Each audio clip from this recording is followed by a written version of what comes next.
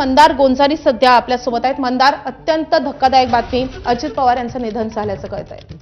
महाराष्ट्राच्या राजकारणासाठी अतिशय वाईट ते धक्कादायक बातमी आहे. अजित पवारांचा मृत्यू झालेला आहे. सकाळी 9 वाजता त्या अजित पवारांचं विमान एअरपोर्टवरती लँड होत असताना झालेल्या अपघातामध्ये विमानात जे कोणी होते ते 6 जण मृत्युमुखी पडलेले आहेत. अशी माहिती देण्यात आलेली आहे. या अपघातामध्ये अजित पवारांसोबत त्यांचे अंगरक्षक, वैमानिक आणि इतर टीम मेंबर होता, ते सगळे यामध्ये मृत्युमुखी पडलेले आहेत.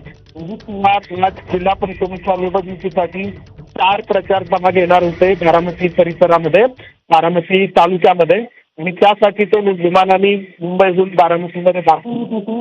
लोक काही क्षण उरले होते त्यांना बारामतीमध्ये पोहोचण्यासाठी, नंतर लँडिंगच्या दरम्यानच हा अपघात झालेला आहे.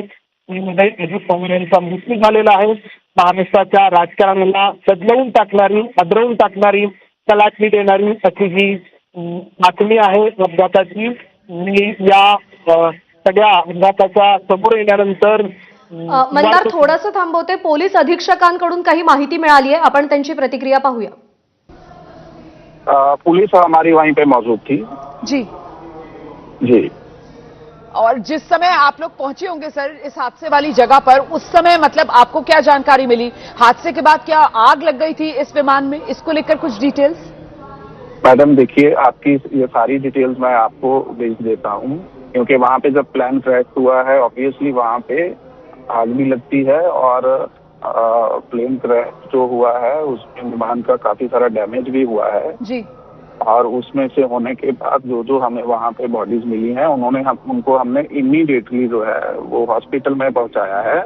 वहाँ से कंफर्मेशन होते ही आपको अपडेट। सर कितने अभी तक बॉडीज वहां से बरामद कर ली गई हैं सर? अभी तक हमने तीन को हॉस्पिटल पहुँचाया है, 3 बॉडीज को, और उनकी आइडेंटिफिकेशन के बाद आपको अपडेट कर देंगे। बहुत शुक्रिया गिल साहब एबीपी न्यूज पर जुड़ने के लिए। तो आप सुन रहे हैं कि जो मलबा जो आप तर ही पोलीस अधीक्षकांची प्रतिक्रिया होती. पुणे ग्रामीणचे पोलीस अधीक्षक होते.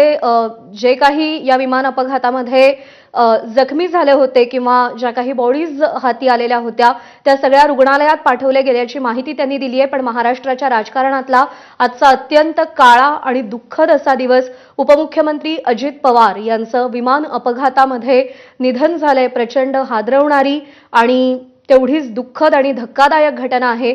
अकाली निधन झालंय अजित पवारांचं. प्रशासनावरची प्रचंड हुकूमत आणि त्यासोबतच हसत खेळत राजकारण करणं हा अजित पवारांचा स्वभाव होता. त्यांच्या मिश्किल स्वभावाची चर्चा सातत्यानं राजकारणात असायची, पण त्यासोबतच प्रशासनावरची प्रचंड असलेली हुकूमत हा देखील त्यांच्या संपूर्ण व्यक्तिमत्वाचा, राजकारणाचा एक पैलू होता.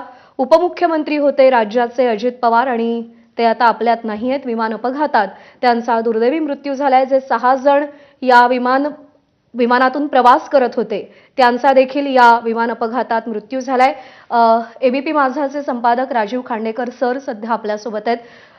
सर, शब्द अपुरे पडतायत ही घटना समोर आल्यानंतर. अजित पवारांचं निधन झालंय.